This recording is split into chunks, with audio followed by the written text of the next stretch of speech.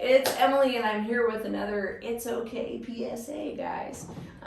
So I'm going to talk about something that is probably not a surprise. Want to talk a little bit about out-of-state buyers and the Portland real estate market. We have always had buyers moving here from out of state. Portland has always been a destination for people looking for real estate, especially from California. So what we've got here and what's highlighted in red, this is 2005. So these are people who have sold their homes in California and then purchased a house somewhere else. So in 2005, 31% of California home sellers purchased in another state.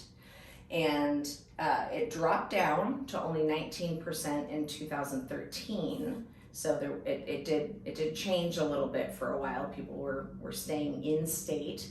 And then last year, 2020, it jumped back up, mostly because people are working remotely. So people who were living in California, and there's a lot of tech down there, as you all know. And because of that, those tech jobs being able to work remote, they all came to Portland, or a lot of them came to Portland.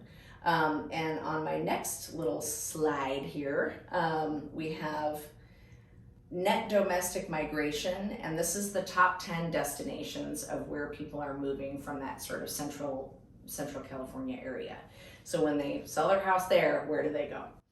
And as you can see, Nevada is number 1 here, and Oregon is number 2. So they're moving to Nevada, but they are also moving to Oregon in high numbers.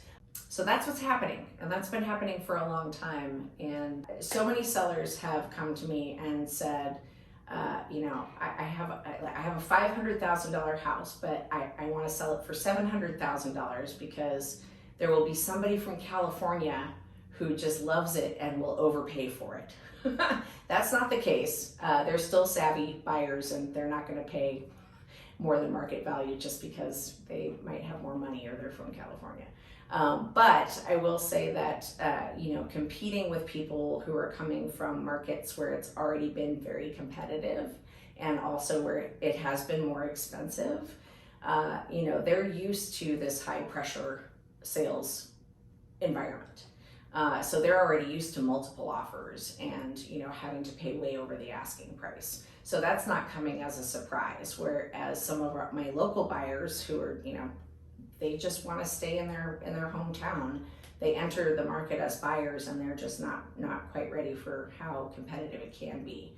So my job is to soften the blow and make sure that they are very well aware of what they're getting into ahead of time.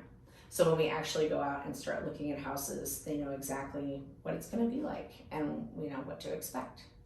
So that's my superpower.